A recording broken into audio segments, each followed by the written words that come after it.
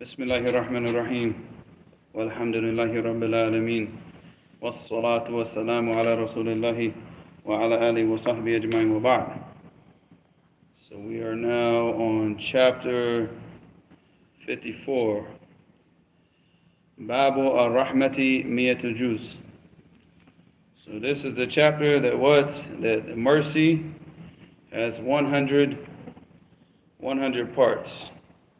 So with this mercy, Allah subhanahu wa ta'ala has 100 parts of mercy, and He only sent down one for all of mankind, for all the people that they have mercy with each other.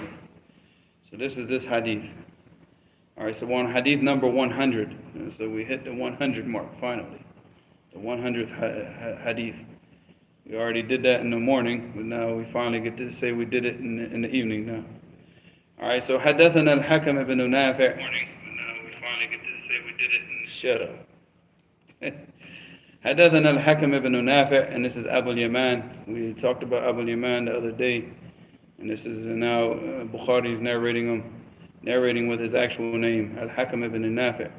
قال أخبرنا شعيب ibn Abi Hamza عن الزهري, as we've seen every single time that he's so far that he's narrated from Shu'aib.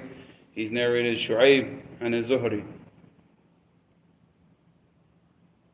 وعليكم السلام ورحمة الله وبركاته. قال أخبرنا سعيد بن المسيب أن أبا هريرة رضي الله عنه, and that's just a beautiful chain of narration right there. أن أبا هريرة رضي الله عنه قال سمعت رسول الله صلى الله عليه وسلم يقول جعل الله عز وجل الرحمة 100 جزء فأمسك عنده 99 وأنزل في الأرض جزءا واحدا فمن ذلك الجزء يتراحم الخلق حتى ترفع الفرس حافرها عن ولدها خشية أن تصيبه.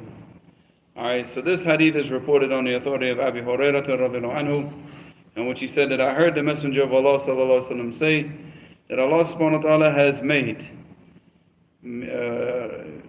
rahmah, he's made the mercy 100 parts, the mercy of 100 parts.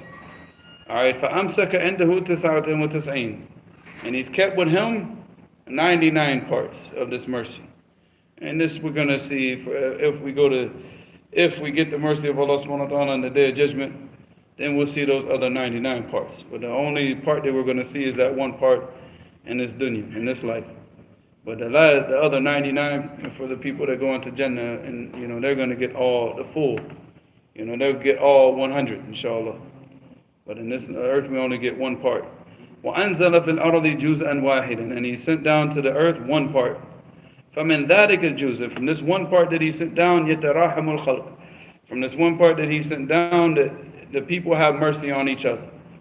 And I know that's crazy because we live in a time that people really don't have mercy. But even, subhanAllah, you see people, they're so selfish nowadays, but there's still something remaining in the chest of the people.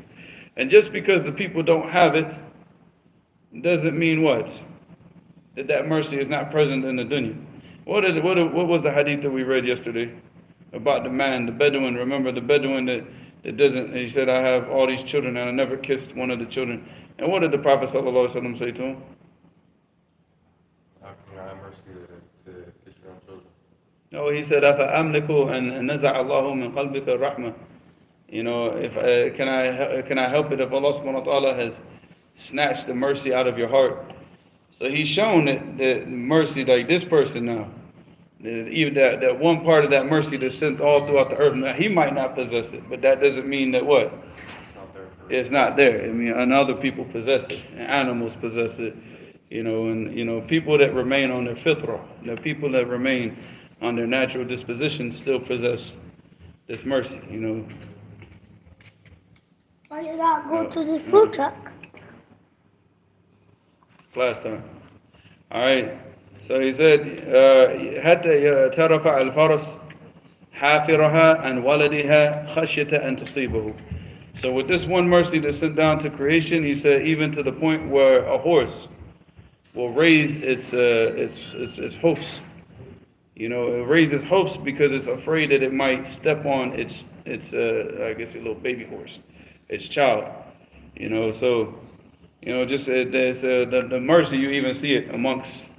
I mean, look at cats and look at dogs and look at all these different animals. So you still see, even if it's not available in the humans, but this is because the humans, we've gone against our fitrah, we've gone against our natural disposition, and we've started to obey the shaitan.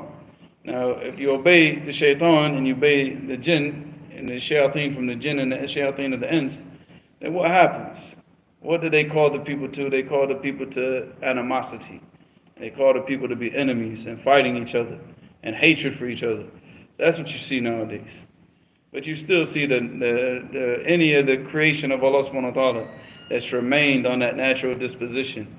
You see that the mercy still remains, regardless, And inshallah, it still remains in the hearts of the believers. But even some of the people, alhamdulillah, we all got to work on this, man. So, we all got to work on this. So, the next chapter that he's talking about now, in these next maybe 25 hadiths, 28 hadiths, he's going to be talking about the rights of the neighbors. So he's, because he keeps going from subject to subject to subject. So maybe for like the next, I would say about 25 to 28, give or take, he's going to be speaking about the rights of the neighbors. So here he says, Bab al-wasati bil-jar, okay, which is to give like advice, parting advice for the what? For the rights of the neighbor. All right, for the rights of the neighbor. So he said, حدثنا إسماعيل ibn Abi Uwais قال حدثني مالك. This is Malik ibn Anas al-Imam. And Yahya ibn Sa'id قال أخبرني أبو بكر ibn Muhammad أن عمرة عن عائشة رضي الله عنها عن النبي صلى الله عليه وسلم قال ما زال جبريل يوصيني بالجار حتى ظننت أنه سيورثه. So this hadith is reported on the authority of Aisha radiallahu anha.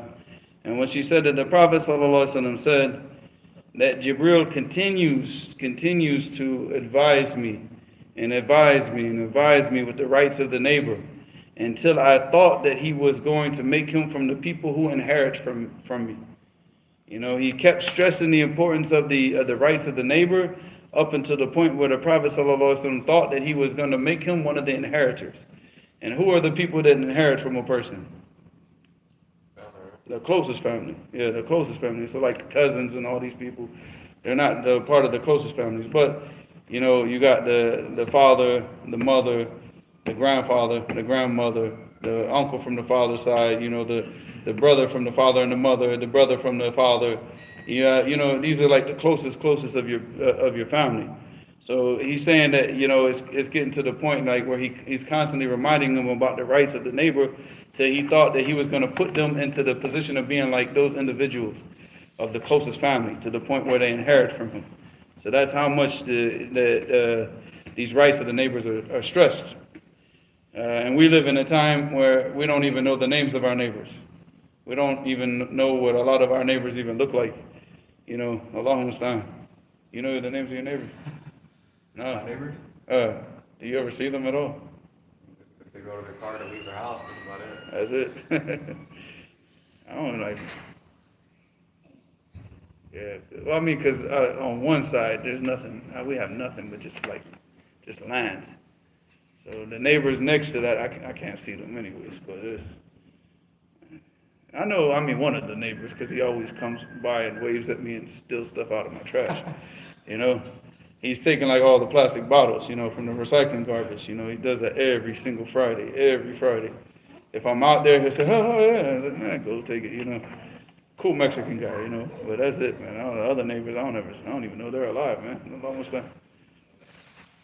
But as far as like in Yemen, we used to. My wife would cook food, take it to the neighbors. The neighbors would cook food, they bring it to us, and there's always this type of and visiting each other. You had, it was considered like a shame, like a very, very big shame on a person to sit in his house and not get to know his neighbors. In Yemen, Sardiya, when I went to Sardiya is like America. Sardiya is like everybody builds a big wall around their house, and nobody talks to, they only deal with their family. That's the only people they deal with. So that was like the first time, when I was in a Muslim country, where my wife, she cooked food, and I took food out to this one guy who was working at the we were staying at a furnished hotels, right? Furnished apartments, right? But it was like they had the guy there, like anything that you need in an apartment, that was his job. So it was Ramadan, so my wife, she cooked extra food, and I took him a plate of food, and he told me no. I was like, what do you mean no? I said, I'm not asking you. Take the food. He said, no. It's no. I'm okay. I was like, what? Because that's unheard of. In Yemen, if you take somebody food, you take it. Yeah, you take it. If you don't want it, actually go inside when nobody's looking and toss it in the garbage. But if you don't trust the person, but at least take it. Wash their plate, and you can't give them the plate back. What? You have to fill it back up and give them their plate back with food on it. You can't just give them back an empty plate. If you're single, you can do that. Like sometimes, if they know you're single and you're living around families, they'll cook for you. Like the mother, she's cooking food, she'll make food extra and say, no, take it to him. He doesn't have a family. They'll do that. And you just wash the plate and give it back to them. Because they know you're single. They don't want food from you. Because what is a single person going to cook? Ramen noodles? Spaghetti with canned tomato sauce or something. Oh, they was not to look. So, but I mean, here, I don't think. Have you ever heard that the people do that here? Take food to the neighbors? They gotta know them. I think if you move to the neighborhood, it ain't gonna just be no friendly thing. You know what I mean? It all depends on where you're living at too. To me, Fresno ain't a friendly place. Mm-hmm. Arizona's a friendly place. They got some real prejudiced people, but it's a friendly place. Yeah. Fresno. I noticed that because it's a mixture of everybody from everywhere. Yeah, because I notice every time that I go to the supermarket in the morning, everybody just looks like a grouch. Nobody says good morning. Nobody waves. Nobody, Especially over here on this west side. Yeah, because in the South, even if you're in the roughest neighborhoods, people still wave at you when they drive by. People, stuff. If you're walking out on the street, they'll wave at you. You just wave back. I don't know who that dude is. I know. It seems like when I came here, they got that hardcore mentality. If they don't know you, they don't say nothing to you. If something happened to somebody, I don't know, they could be standing right there. You know what I mean? And with all that. That's crazy. For the most part, that's what I noticed. That's for the youngsters. And some of the elders too, because the youngsters get it from the elders. Well, the youngsters now, man, They're trying to gangbang out here. The youngsters now, they're getting all their manners and TikTok. It says they're not learning nothing from the older generation now. Well, I mean, if you from Fresno and your father bang 9 times out of 10, you're gonna come out somewhere in there. You know what I mean? If you follow religion, then hopefully you'll come out of religion. You know what I mean? Inshallah. Fresno is it's like the city didn't give the people nothing to do. Recreational. You know what I mean? So they made their own recreational drug, recreational. You know what I mean? Violence when they go out there in the streets and just get high and. Yeah, well, I mean, because you live, think about where this location is. LA to the south, right to the south, and then the Bay Area up to the northwest, right? And we're just right in the middle of all this craziness, So you got all the gangs up there in Sacramento and Oakland, San Francisco, the drugs. Yeah. So that comes up. But it has to pass through. So it's going to pass through here, Stockton, and all these areas. Also, Fresno is a pipeline for that, for drugs. That's what I'm saying. You're in the middle. Because it's coming up through Mexico, through Los Angeles, and like San Diego, Los Angeles. And it's going to pass through here, going to as it gets distributed through the whole Central Valley, Stockton, and all these areas. The Bay Area. Yeah. The northern area. So that just makes, but here the problem is like you said, there's nothing to do, so people just become drug addicts or drug dealers, and that's it, you know. And the drug dealers have no mercy, because they're dealing with these drug addicts, and if you deal with these drug addicts every day, And you end up just like, most of them sell to their own people, to their parents. yeah, You know, some of these people around here, and that's not just here, but that's what I've been seeing mostly because I've been here since the 90s. But yeah, the parents get high with the kids. What kind of, hey, roll up. yeah, that's You know, even if it's a beer. It's not happening. Good thing I don't drink, man. crazy. Yeah, it's weird. It's weird. For the most part, there's some beautiful people here though too. You know, you just probably gotta be one to see them. Yeah. You know what I mean? I think all the nice, innocent people come from like Michigan or something like that. You know, like, Oh heck no! what? Michigan is terrible. You been to Michigan? No, I'm not talking about Detroit. I'm talking about all Oh, okay. Michigan except Talking about Detroit. Okay, yeah. Yeah. Michigan was the pipeline for the wealthy for a minute, because Ford, you know, until they did away with Ford. But Michigan was the place to be. Yeah, because normally, like back in the days, whenever we used to see like those real super happy white girls, Yeah. hi, you're from Michigan, aren't you? You know, it's like, you know, yeah. So that was always my perception of the people in like Michigan, like except for Detroit. Detroit, small. Detroit. My little brothers is from Detroit, Michigan. Yeah, you gotta watch your 6, your 12, your 3, your 9. You know, your own brother will kill you in Detroit. You know, it's like, so that's no joke, man.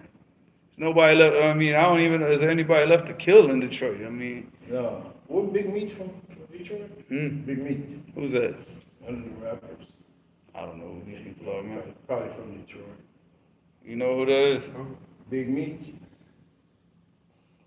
One of the rappers that became famous and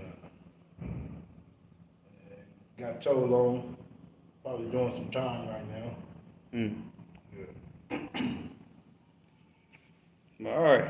So, Fresno, don't go take food to your neighbors. All right.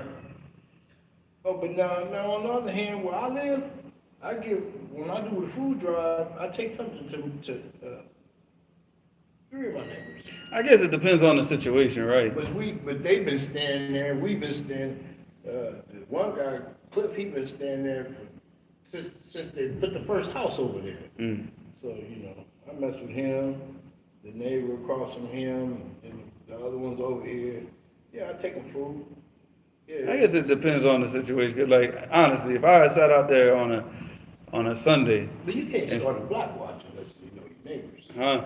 You can't start a block watch. And I ain't talking about. I'm just saying, like, if I went out there and started barbecuing and saw one of my neighbors outside and say, "Come on, come get you some," they might be shy, but it wouldn't be like, you might get a person be like, roll over, because maybe he wants to get to know you, talk to you, maybe curiosity, you know. Oh, no, I don't know. In Florida out here, you're gonna have the whole neighborhood at your house.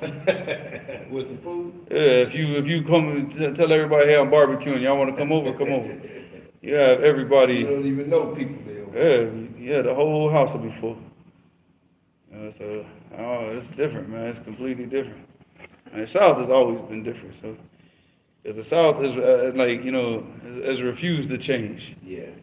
They refuse. And that's on both ends, the blacks and the whites. Yeah, we're like, we're not. It's crazy.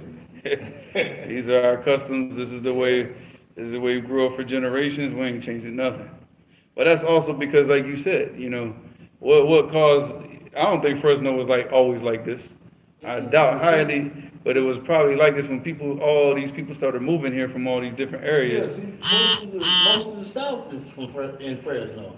A lot of the South, not most of the South, but a lot of the people from the South, Louisiana, all back there. Yeah, they moved from the South to the West Coast. Yeah. And how do you think that they established these cities? They established these cities because they were helping each other. They were looking out for each other. It didn't help Oh, these. yeah, one family came out here and said, oh, man, come out here. Yeah, we got you, and then they started working together. If this guy's crops, failed this year, he'll help him out and keep his family Well, fed. now you're getting out of the realm of blacks to Mexicans to that. They help each other. No, I'm saying that this happened amongst Unity in that. this happened amongst Blacks? everyone. Nah, back in the days, because you got to understand, you can't look at what we see nowadays. Because this from the I would say like the 1960s, 1970s. They wanted to kill all of that revolution stuff in the black community. So you see, what did they started coming out with in the 70s? Like really pushing like all those black exploitation films. Oh. Where the heroes are pimp. It's always Yeah, like the movies. degenerates. Yeah, it's always like degenerates. The Mac. Yeah, so you don't have like people in the hero of the film is like this guy who has like a lot of mercy, who feeds his neighbors, who takes care of his mother, who you don't see that, but they wanted to push that narrative of like, hey, you want to be the hero, yeah, you got to be the pimp, you got to be like Superfly, you got to be, You gotta deal drugs. Yeah, you gotta. You gotta rob banks or something. And just like be, sleep with a whole bunch of women, and this is the hero. Be a And sugar then- daddy. No, not a sugar daddy, but a player. And then when the 1980s came, and then, the Jews started pushing all that, because they're the ones that controlled all those Interscope, and, and then you got like NWA and all this garbage starts coming out, then khalas. That's what destroyed all that, but that's not how the people were back in the days. No, not when I was born in the 60s. Yeah. It was way, Pre all this stuff, yeah. Yes. Man, it was that porch light, night call.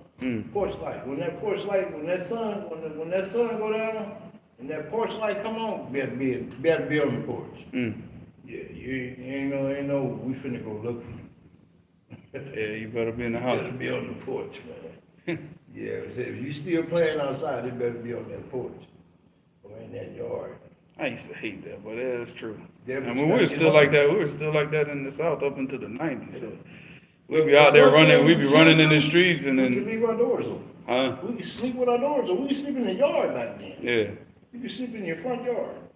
Yeah, Nobody you- never bother you. ain't doing that now. Leave your front door open, all kind of stuff. I mean, you could do it once or twice, but once somebody knows that you leave your front door open, they steal the bed from underneath you. It's like you wake up and you're on the floor, be like, how'd I get on the floor? Where's my bed Yeah, at? take the carpet and all. Everything, man. man. And Floorboards and everything. You're really sleeping on the ground, Almost done. Next thing you know, you're underneath the house, Yeah.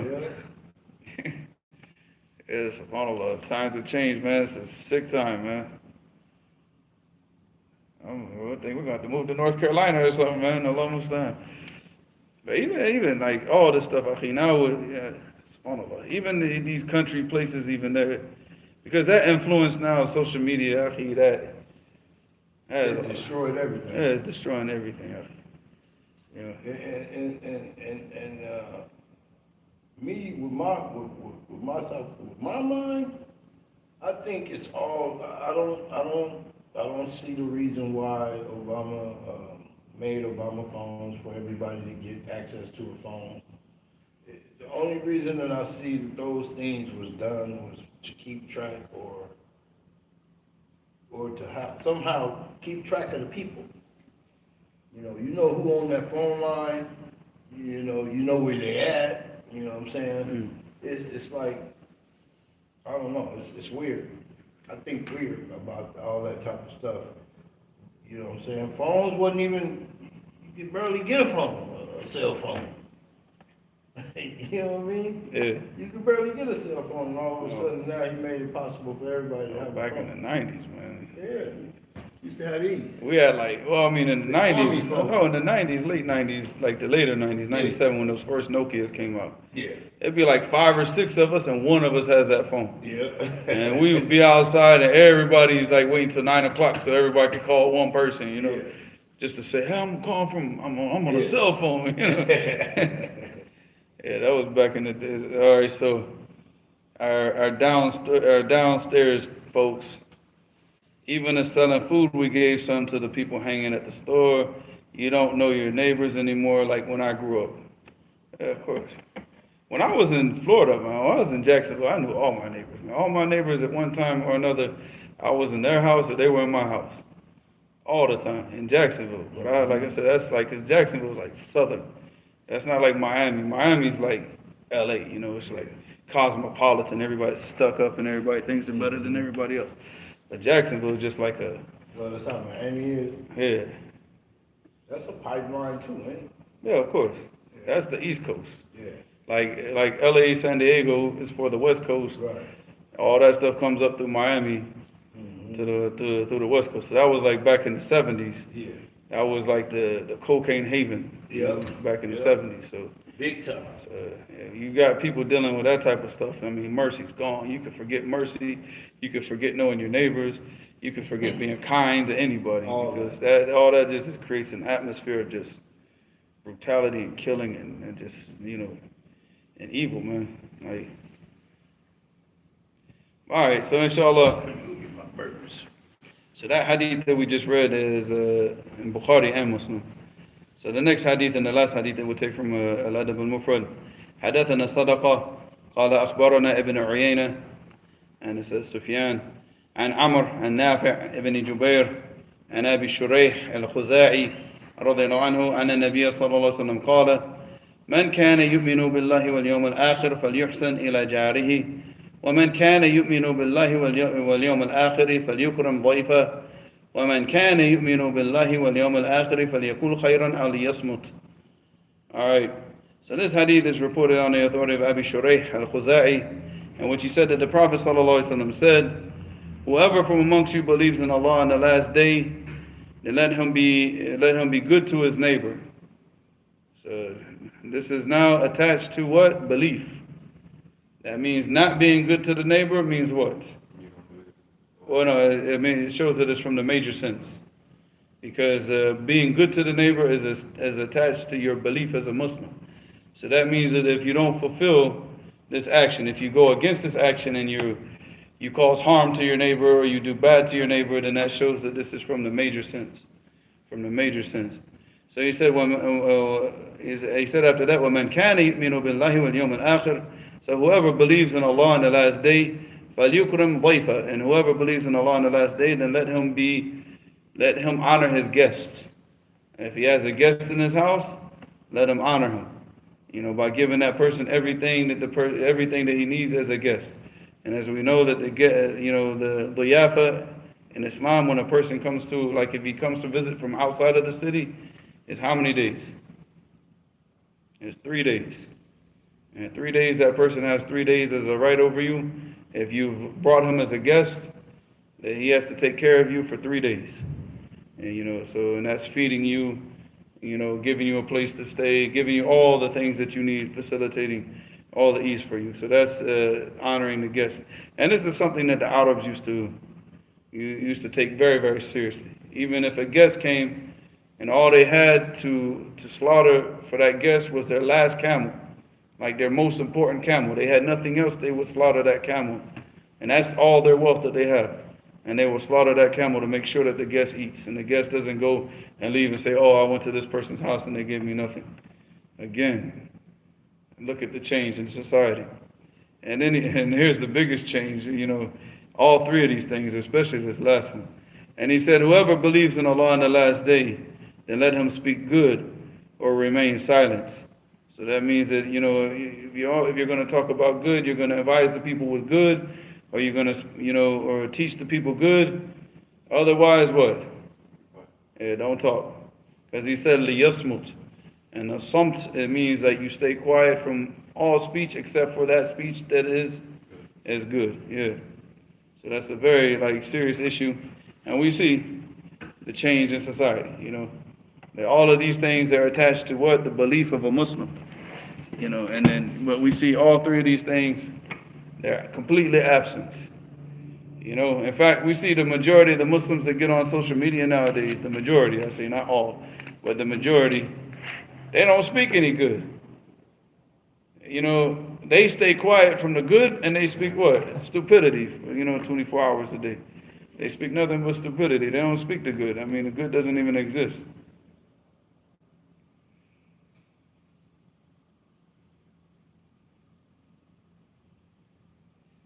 Yeah, so Sister Amina said it depends on where you live. Yeah, I mean, if you're around neighbors that you grew up, like you grew up, you grew up with them, you went to school with them. You know their parents know your parents, and obviously that's a lot different than just being, moving to different neighborhoods throughout your whole life, and every new neighborhood is just like strangers. You don't really know these people. So yeah, there's a big difference.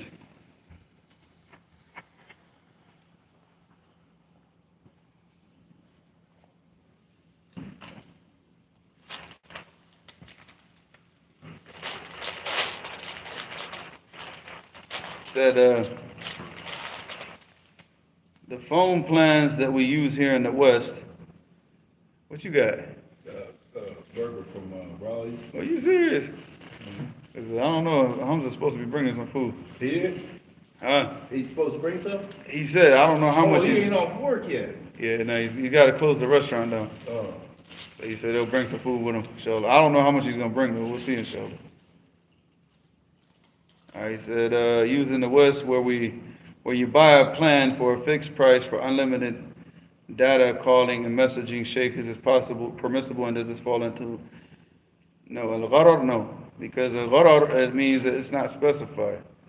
Now, al-gharar is like, I'm going to sell you things, something like, for example, like something that I don't possess, or like, I'm going to sell you, for example, like a certain type of fish that's still in the sea. I haven't even gotten the fish, but I'm going to take money from you and say, okay, tuna, for example. Okay, I'm going to sell you 200 pounds of tuna at this price, but I haven't even gone out on the boat to even get the tuna yet, and you're going to give me the money, or selling something that you don't possess, or that's what's not permissible. But they tell you, they specify, they say you have unlimited data, unlimited calling. So khalas, I mean that's known when you sign that contract. So that's it is okay. Yeah, because you know what you're getting. If they say, like, for example, like you could pay $20 a month and you get unlimited calling and unlimited messaging, text messaging, or you could pay $30 a month and you get the mystery line. No, that's not permissible. Because that right there, we don't know what a mystery line. What am I getting? Like how these kuffar, they sell you these boxes. Yeah. Like these boxes, like a survival box or something like this, and you pay $100. But no, you gotta say exactly what's in that box. You can't just be surprised and just, I've seen this with like people that buy like baseball cards, like memorabilia or whatever you call that stuff. Yeah, for sports. Mm-hmm. So they pay like hundreds and hundreds of dollars for these boxes, but they don't even know what's in the box until they open it. No, that's not You're permissible. gonna go buy like the That's storage that's the U-Haul storage. What do you mean U-Haul storage? They auction off storages. storage unit. No, you can't. You have to go and see what's in it, and then because they don't show you none of what's in it. They just tell you how much it's gonna cost. yeah, but that's the whole thing. You might get something. You might Good. find a diamond earring, Yeah. a whole set of diamond necklace, diamond earrings, and diamond shoes. You might find Cinderella shoes up in there. But the point is that you might find nothing but like moldy carpets too. You understand? Yeah. So that type of sale is not permissible. It's not permissible because for the person that got the diamond earrings and all this stuff, okay, he got his money's worth. But what about the guy that got the moldy carpets?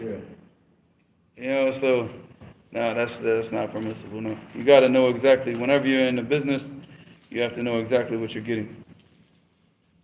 And as far as like unlimited this or unlimited that, you know what you're getting. You know what you're paying for. Unlimited. You can use it as much as you want. Yeah. Now if they told you you have unlimited data, for the whole month, but then in little small print, what they do, they say after like it's gonna be like 5G until you go past like 100 gigabytes or 50 gigabytes, and it goes down to 3G or something like that. And that's the way it is, because it all depends on how much you use your phone. But they can't put that on the fine print. They have to tell you. Specify. They have to specify, so whenever you're going into any type of contract, everything has to be made clear. Everything has to be made clear. With a scribe, somebody to write, I mean, whether they write it or not, dictate what we got. but your side, because any agreement that you go into is a contract, Yes. whether it's verbal or whether it's written. So you could take a verbal agreement with witnesses, and you could write it down, however you do it. But the point is every agreement is a contract. So if I say I'm going to do this, and you say, well, I'm going to give you this if you do this, and I say okay, and you say okay, we've entered into a contract. So, but it has to be what? It has to be very, very clear. You know, like for example, if I'm hiring a person to do a job for me, you know, I say like, look, I need you to, you know, cut the loose branches off the tree, you know, and then he goes up and gets up on the tree and starts cutting the loose branches, and I say, oh, go get that too and do this, and you know, then you start adding more jobs to it. No, that's not how this works. Everything that you need that person to do has to be laid out in the very beginning, and he's gonna agree. And then you set the price, and the price is on the agreement on whatever you stated. Anything outside Yeah. of that is. Yeah, and it's not like, okay, I need you to do this, I need you to do this, and anything else that comes up in my mind. No, it doesn't work like that. But that's how, you know. That's how you keep everything within its perspective in order. Well, that way everybody gets their rights, you know. Yeah, so.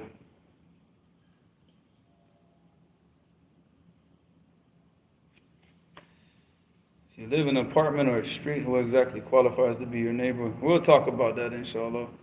And it's based on the urf. I mean, I wouldn't base it on the urf of America, because the problem is with America is that the urf is, especially if you live in apartments, what? What's the off? I don't know. And the urf is like the customs of the people. Oh, The customs of the people here, if you live in apartments, you don't talk to your neighbor. Like, you don't, that's the roughest, like, when you're talking, like, your neighbor, you can literally hear their conversations through the walls. And then, you know, those walls, that drywall is so thin, but you don't talk to them for some reason. I don't like, apartments is worse than houses. Like, houses at least, you know. yeah. Like, I mean, I got, like, decent neighbors, like, you know. Well, I was just say you're gonna be there a little longer, so why not talk to them? I mean, the neighbors in front of me, Yeah. they, you know, they'll wave and stuff like that. They're cool, but like I said, the Mexican neighbors on the right, they'll just come and take all the plastic bottles out of the recycling bin. But he'll wave when he does it. Hey, you know, he speaks to me in Spanish. I speak to him in Arabic. We have a good relationship. You know, he doesn't know what I'm saying to him. I don't know what he's saying to me. What he's saying to you. But everything is agreed upon. Yeah, you get the water bottles. Yeah, he gets the water bottles. Nah, I ain't gonna say it. I'll say the agreement off camera, inshallah. All right, so the next question, what, Ustad, it's the custom here to greet or nod our heads to neighbors when we meet. Is it okay for a woman to do so when she encounters, if they're like really old dudes, like old, you know, where it's like, well, you gotta be careful, because even some old dudes, man, hey, there's dudes that get locked up 60 years old, pedophiles. So, you know, it's like, you just gotta be careful, man, you know. With women, it's a lot different than men. Like, once a woman reaches like 60, 65, like, she's not a threat to humanity anymore, you know. But a man will always, some men will always be a threat, even until you, still running. until you put them in the grave, yeah. So, but if they're like older, you know, older men, it's not a problem. Like, you know, sheikhs, you know, like walking over with a cane type thing. All right, people know each other. They're all friendly to each other. She's concerned that if she doesn't greet them, they might think badly of women who wear niqab. Well, they already, I think most people already think badly. See, that's another thing too, man, that Muslims, man, we need to stop being concerned about, I mean, they already don't care about us. I mean, you can sit up, you know, you can sit online, speak about Arabs and speak about Muslims and insult Arabs all day long. Nothing will happen to you. Say one thing about the Jews, you lose your channel, you lose your Patreon, you lose your, everything gets shut down if you just say one thing about the Jews. But it's open season if you want to talk about Muslims. Yeah. So, I don't know why. At no cost. At no cost. Yeah. In fact, you probably get more support. Like YouTube probably push your videos even more. Likes. Yeah.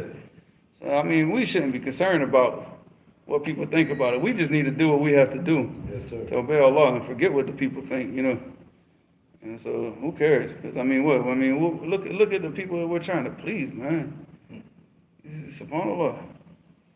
Yeah, I think back because when I was in there, when I used to live in apartments in Jacksonville when I was older, all of us, all the dudes, we used to just always hang out. And just listening to these kuffar stories, akhi, because I was Muslim, even though I was messed up, I was still Muslim. So a dude would come to me, and he's got a wife who just takes care of everything. He's married, beautiful family. But he's like, man, this girl at work, she keeps pushing up on me. Now, what would be the normal advice that a person in the streets would give this person? Stand down. No, most dudes in the street be like, man, he'd be trying to give him a way to do it without his wife finding out. Oh. But no, that's what I was telling him, because like I said, I was a Muslim at the time, but I'm just messed up. Mm-hmm. I said, nah, man, you can't. Look at your family, man. Look at everything that you got going. I said, you can't risk that over some stupid girl at work, man. These women, they come and go. Man, don't. Yeah, he went and did something stupid. And they don't, if you ain't got nobody, they don't really want you. Yeah. You got to be married or really tied up into something before they even want you. You know what I mean? Yeah, it seems like That was the they first. don't want a single. That was the first time when I was in L.A. When I moved to L.A. and I was walking. I was on Crenshaw. I was walking back up Crenshaw to go back to the masjid, and some girl just walked by me, and she said, "You a Muslim?" I was like. I didn't say anything. I just shook my head. She said, "I want one of them. I want one of them." Just yelling this out in the street because why? Because this is the concept. The Muslims are clean. The Muslims don't sleep around. But I'm like, dude, if I go and mess around with you, then what's the benefit anymore? I'm not clean no more, right? I'm not, So I just messed it up. So what's the benefit now? So it's just all about destroying you and getting you away from that. Because again, it's like we talked about that misery loves company type thing. So you see all the people wrapped up in disobedience of Allah. I've seen it, akhi. One time when I was young, my manager, it was a girl. She was a big drug dealer, right? Mm-hmm. So this is why I got a job with her, working. It was like working at McDonald's, but we were just, I can't go into detail, right? But anyway, just know, there's a little, Kia driving white girl, but she was a big drug dealer, man. And then we had a dude that worked at the store, and she's the manager. And there was a guy that worked there. He was one of those Christian youth preachers, mm-hmm. And he wouldn't talk to her. And she kept telling me, she said, "I'm gonna get him. He says he's a virgin. I'm gonna mess that up. I'm gonna mess it up. Watch." Like she's telling me this, right? This is how this is the thinking. This is the way. So knowing that this is what you're up against. Yeah. This is what they're trying to do.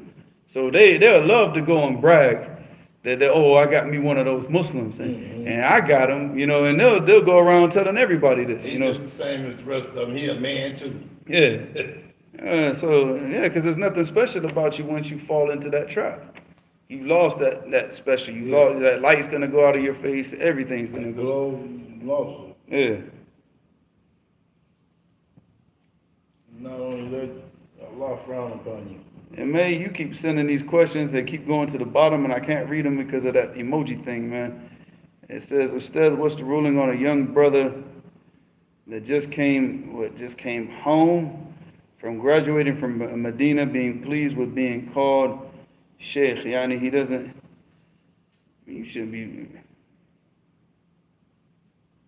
Oh man, you should be humble.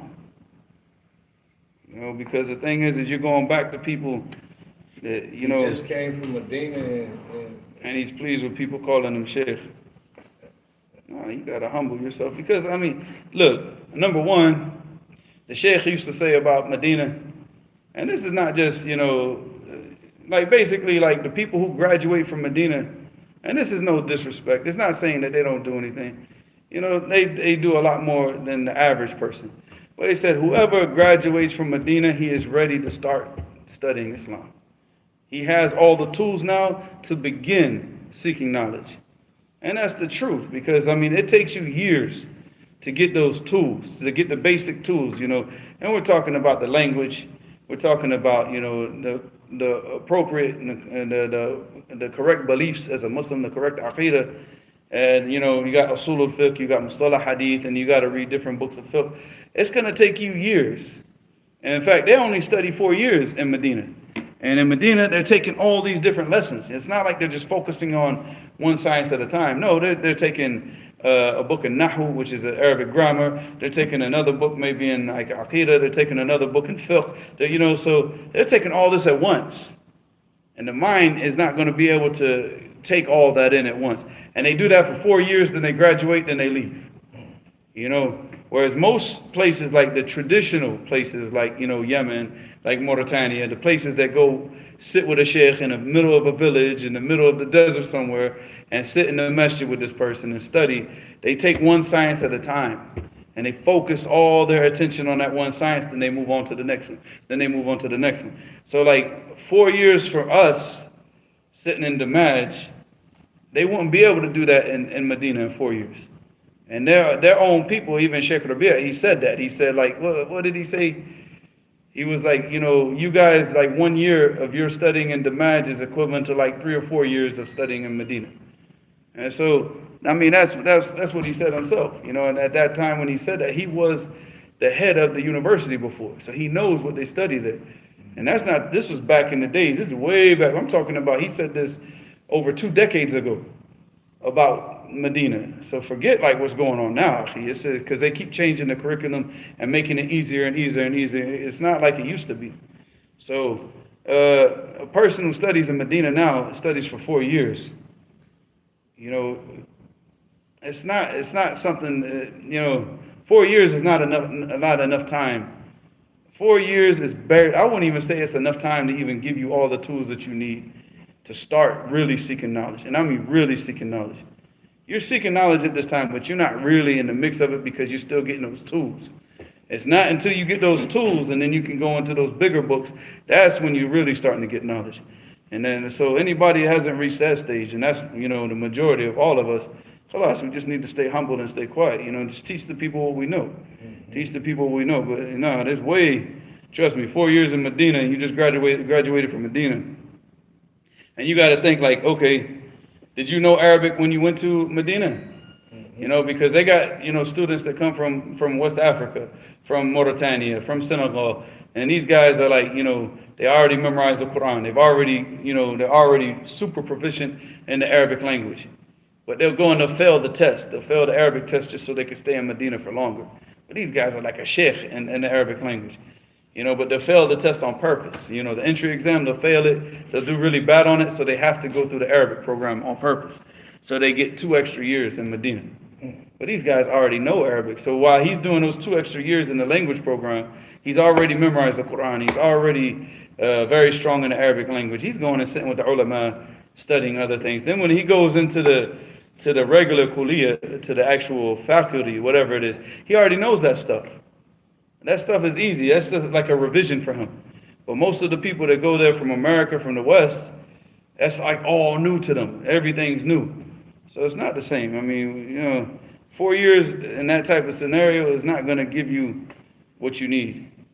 You know, and all you got to do is just take one of those guys, any of them.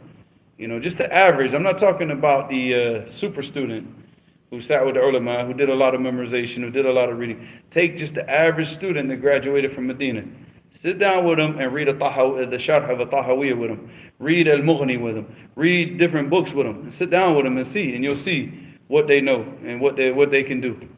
And you know, it's not something that is going to highly impress you. You know, so, and that's just the reality, because 4 years is just not enough time. When you're taking all these subjects, all you're going to do is you're just going to get like little snippets of every little thing. That's not, no, you need to be well grounded in all those tools before you go to that next stage.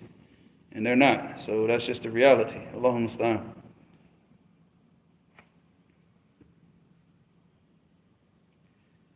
Mr. Cookie. Is that Chicken Fingers' his cousin or something like that? Chicken Fingers has a cousin named Mr. Cookie.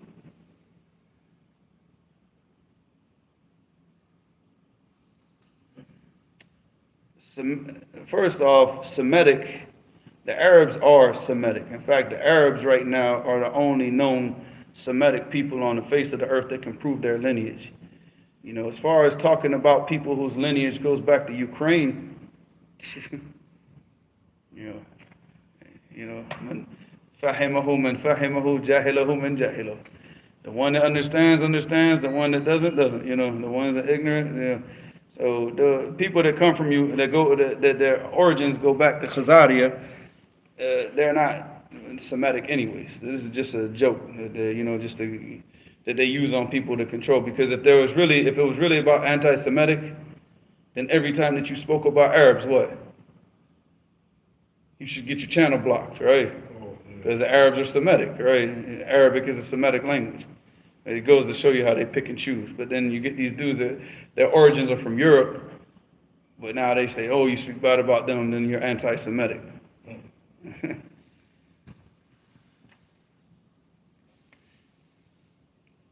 Mustafa said, Ustad, what do you say about many of the Sahaba being influenced by Ahmad Musa Jibril? That just goes to show you the lack of knowledge.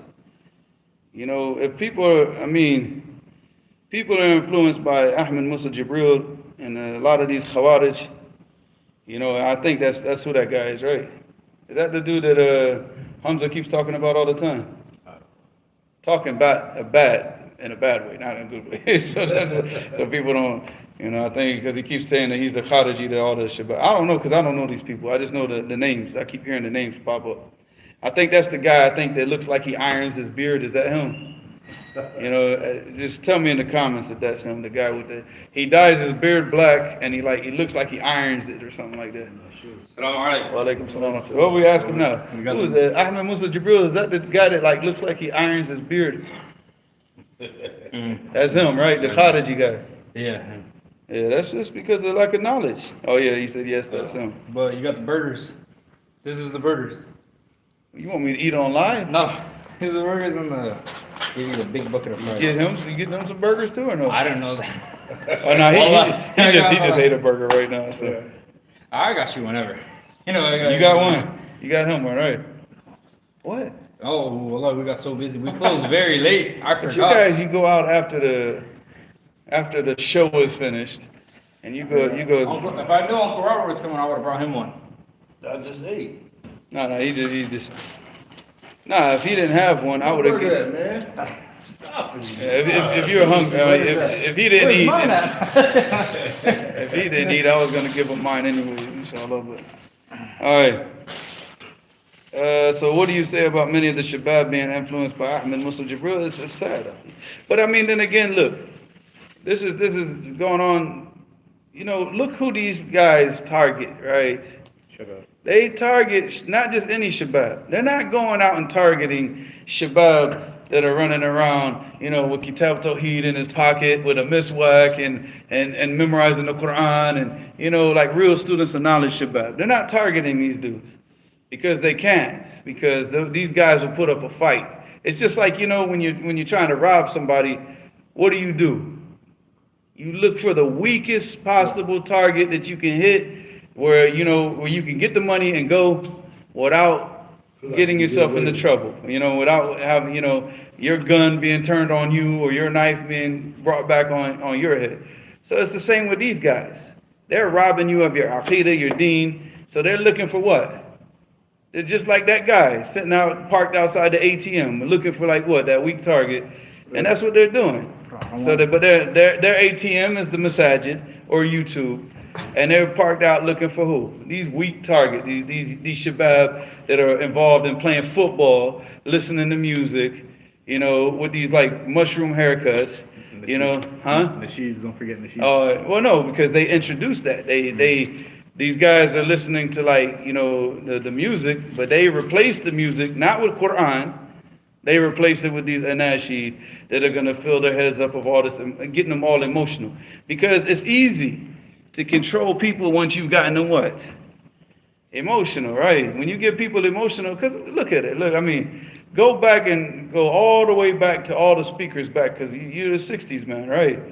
What do all the people always do? They rile the people up. You know, you want to really get a following, what do you have to do? Rile the people up. And how do you rile them up? You rile them up emotionally. And you exploit those emotions. So they're not teaching people anything. At the end of the day, you're not sitting there listening to these guys with pad and pencil, you know, taking notes and memorizing. He's not encouraging you to study the deen. He's not encouraging you to go out and seek knowledge. What they're encouraging you to do is to get on the FBI's most wanted list, because that's who they probably work for. Fight back. Well, that's who they work for. This guy, I mean, he's got a history. Didn't he went to prison, right, for some terrorist charge? I think so. Go look it up. Look it up now. And I think he got released early. Anybody that gets released early from a federal prison, you better, that's, the feds get released from the feds early. That's that. You know, especially on some terrorism stuff. So people like that, let's see if it's him though. It might have been somebody else I was reading about. Because like I said, in reality, I don't. You know, people, they say their names, so I go and I want to read who these people are. Who did they study with? Where did they study? The first thing that comes up says pro-jihad Michigan Islamic scholar. Oh, but he went to jail. But look at, This is type in right. Type in his name and type in sentence and see what his sentence was. And then after that, type in released early and see. Because if that's the case, then Mujahid, Mujahid, salam alaikum. he wants burgers. Hamza bar burgers. Hamza is speaking in the third person. Yes. Muhammad James says you should eat some burgers. But you gotta find the one that has stuff on it, man, because the ones that don't have stuff on it is your little baby brothers Well, and your father. this says over here, I don't know if it's authentic or not, but it says Ahmed Musa Jibril served 6.5 years in prison for conspiracy, fraud, money laundering, and possession of firearms and ammunition. He is considered to be the inspiration for several jihad attacks and initiatives in the West. Yeah, yours is everything on it. Just open it up and see if it's got green and all that stuff in there. If it has vegetables, then it's yours. So get your hands off it and wrap it back up. He's like, no, it's not. It's not.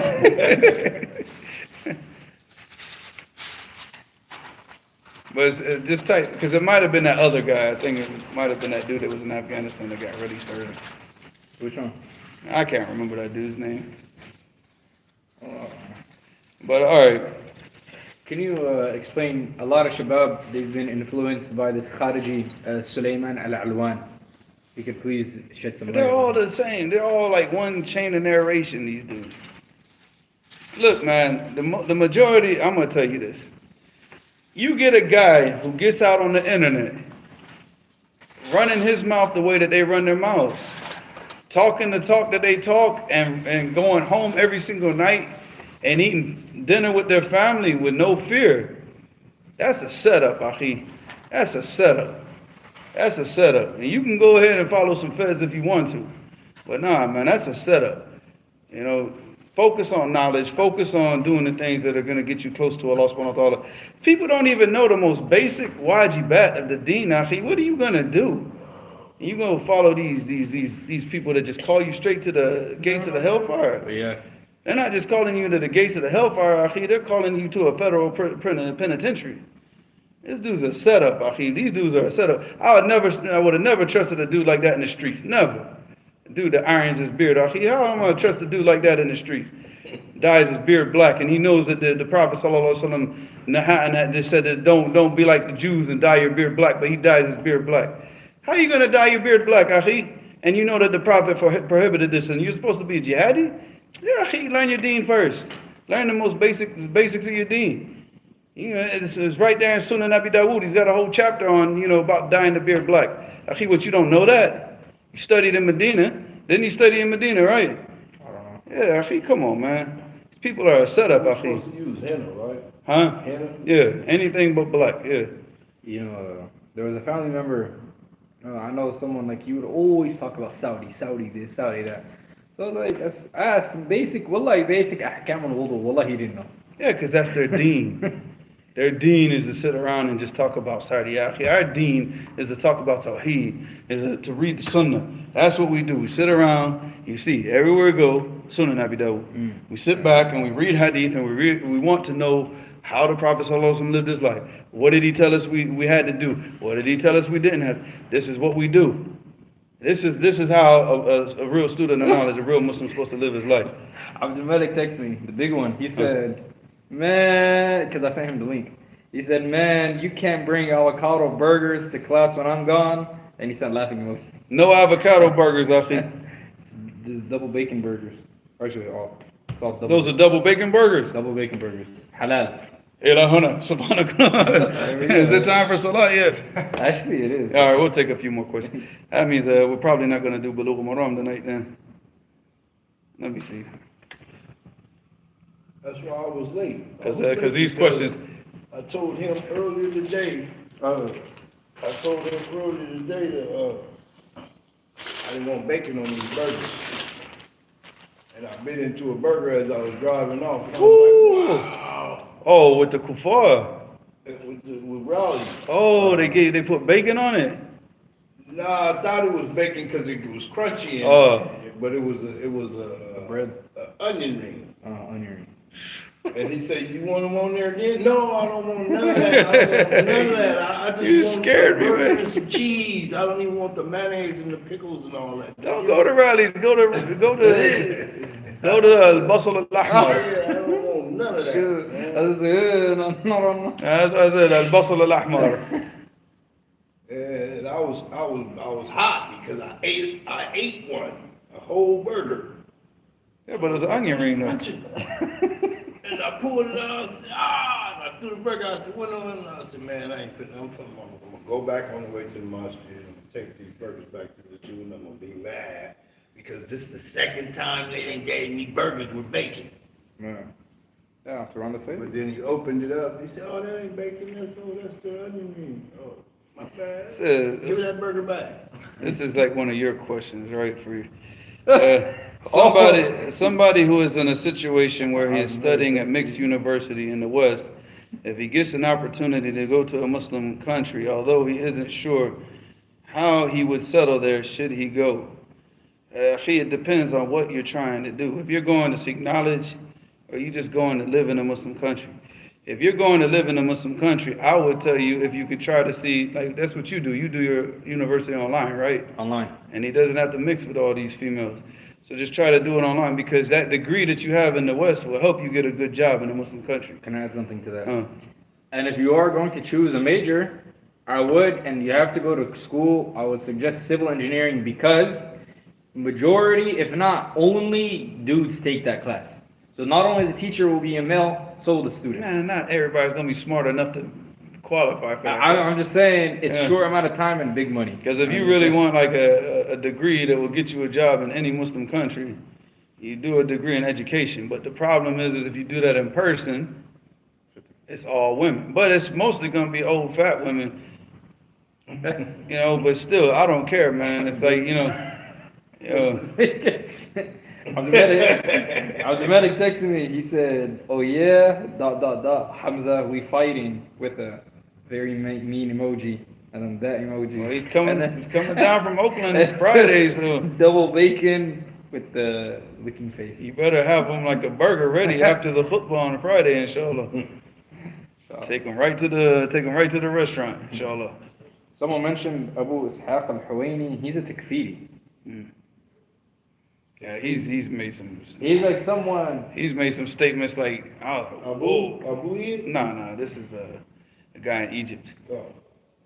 See, the thing is that a lot of the people, they got deceived by a lot of these guys, and most of this, and it's no disrespect to Egyptians, but because there are a lot of Egyptians. I've always had a lot of respect for Egyptians. They're cool people.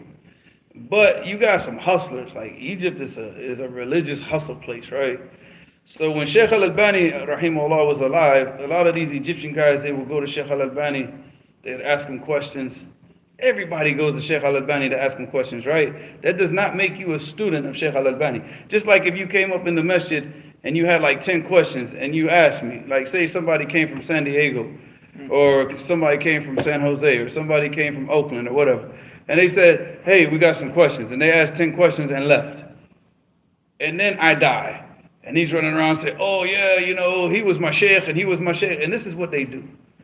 You know, so Sheikh Al-Albani died, and then they ran around and say, oh, I'm a student of Sheikh Al-Albani. Dude, you went and asked them questions, akhi.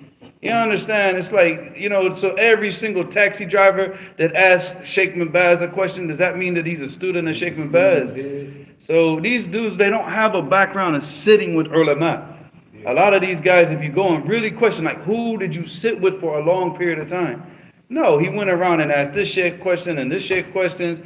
And then really he got his Islamic education from middle school and high school and, you know, in Egypt or something like that. So, and that's not taking, you know, these guys are probably, I'm pretty sure he's memorized the Quran and I'm pretty sure that he's memorized a lot of hadith, you know, but we're talking about, you know, but he's made, the mistakes that he's made are just, I mean, I've listened to some of that stuff, akhi. I mean, I wish I could remember, but I try to, like, anything that's real stupid, I try to delete it from my mind because, you know, stupid stuff, it takes up space in your mind and it deletes what?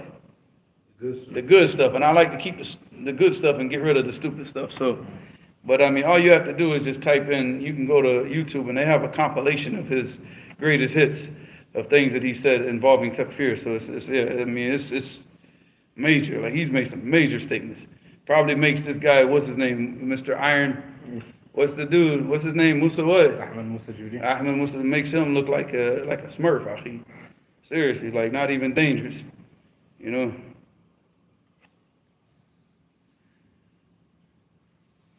But it's going back to the person about the studying. If you can get online and do a degree online, because that degree will help you out. If that's what you're trying to do, is just live in a Muslim country. Because it's not easy. Like nowadays, to live in a lot of these countries, they require, you know, if you want to get a work visa, you want to get these types of visas in any Muslim country now, you have to have certain degrees, and you know, it's not as easy as it used to be. It used to be easy. Like even in Saudi, you could just go there with a high school diploma. You're American, you got a blue passport, be a teacher, and they'll pay you a lot of money for it. But it's not like that anymore. So you kind of, if that's what you're trying to do is to go to live, you got to find some way, but you can't be in a mixed university. You can't do that. Ice cream on the outside, poison on the inside. Where did that come from? Oh, you're talking about the Khawarij. Man, he's poison on the outside, poison on the inside. Okay?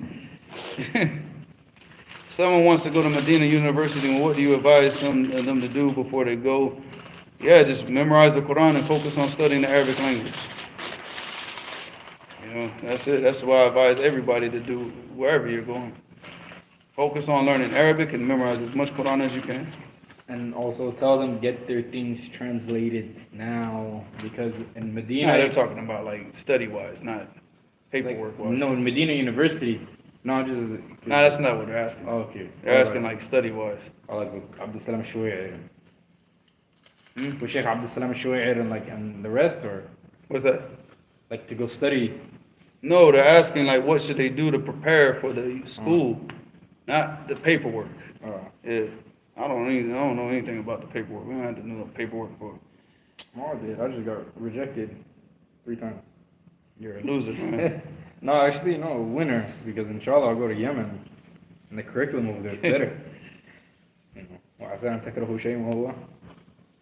Said, Assalamu alaikum wa rahmatullah. Would it be okay for a woman to delay marriage in order to seek knowledge? If so, what will be the conditions? I mean, that's dependent on the situation. If where you live at. See, if you live in the West, nobody cares about that, you know. In the West, man, most men will marry anything. He's got 2 legs, you know, and a female name. Khalas, man. I mean, subhanAllah, you gotta understand, like, you know, the West, we have, like, look at the society that we live in, dude. I can't talk about this because we're gonna get banned from YouTube. But I'm just saying, like, you know, we live in a society where men go out and look for men who try to look like women instead of just getting a woman, just because he wants a man that looks like a, I mean, So in the West, we don't, it's like there's no standards anymore. You know what I'm saying? Like he literally will go out and look for a man that looks most like what?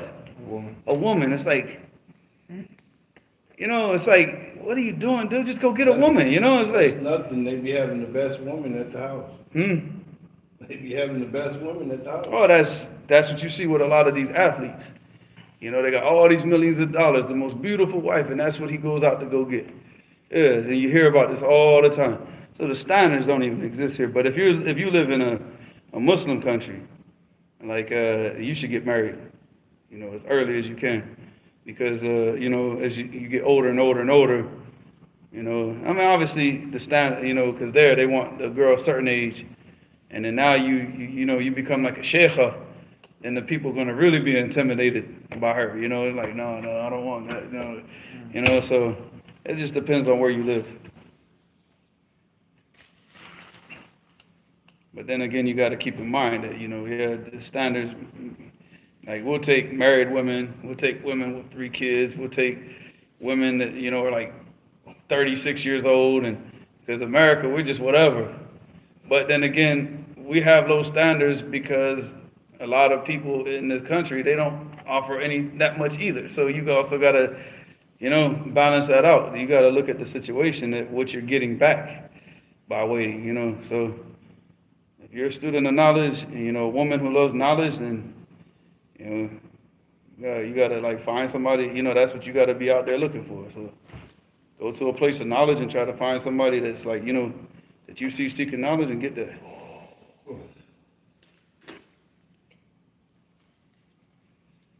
Makes even Uncle Robert, you know, I myself did not eat. So Not eat. they said he was, all right, you said it, and they said it in the comments, right? He was arrested and put in prison for fraudulent activities. And guess what? He's still doing fraudulent activities because now who is he defrauding? The Muslims. Because he's trying to tell you, the iron guy. So the Iron Sheikh, I'm going to call him now. The Iron Sheikh. The Ironed Sheikh. So here, you know, he's defrauding now. Now he's turned it. Before he tried to get over on the kuffar, but now I guess he's realized that there's more money and more status in doing what? Defrauding the Muslims now, and trying to like teach what he's teaching, trying to say that this is deen.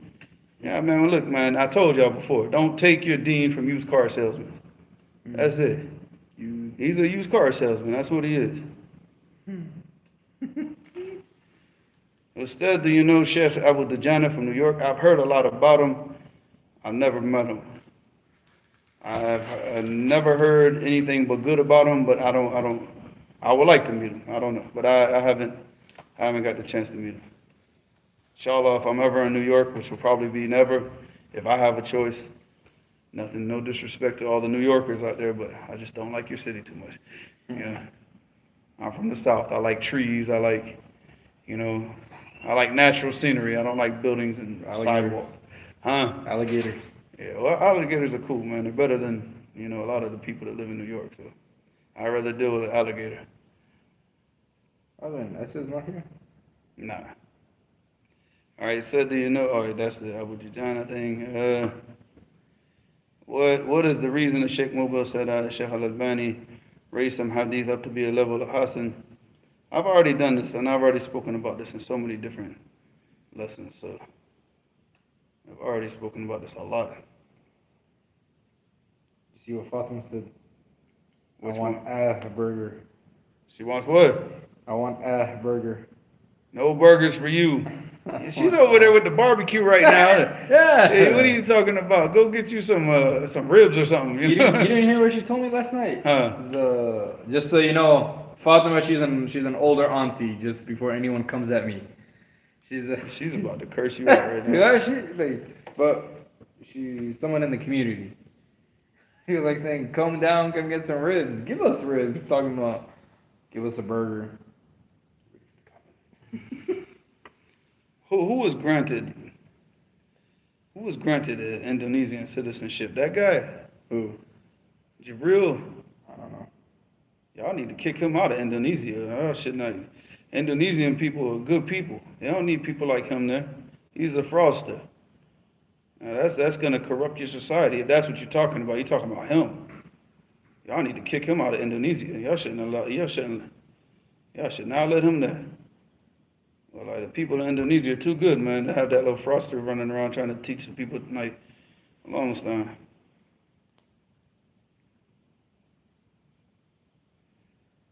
Assalamu alaikum, wa alaikum salam.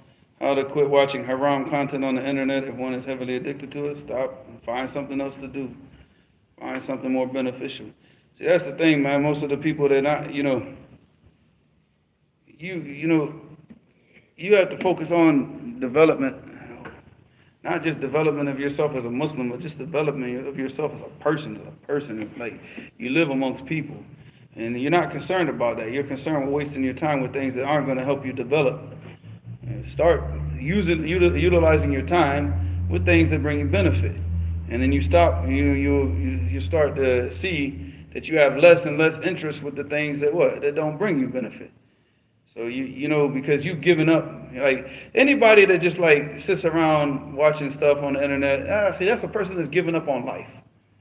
Seriously, it's like they've given up on life, and they say, I'm going to continue breathing and walking the earth until they put me in the ground. So you're like already dead. You know what I'm saying? You just haven't your heart is gone. It's dead. You're just walking around like a zombie right now. So right now you need to focus on things that bring benefit, bring life back to your heart, and get away from all that type of stuff. Because the more you do it, the more you're going to want, and the easier it becomes to do it. You got to switch. You got to go in the opposite direction, and you got to fight yourself.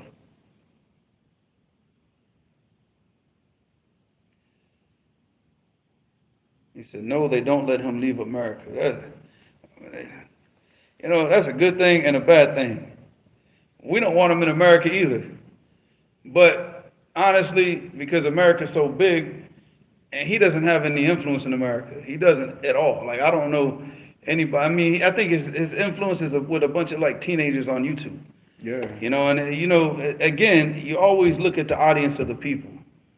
The audience of the people. So now you look at the ulama and you look at their audience. Their audience is what? Students of knowledge, people that are trying to learn and become better Muslims. You look at these dudes. Their audiences are like, come on, man. Their audience is a bunch of like teenage kids who get around insulting people on the internet like we're in elementary school. Same thing with this dude Daniel and all these guys. They got the same following. A bunch of like 15-year-olds in India. Come on, man. It's like, this is your following. This is the best you can do. This is all you got to offer to people.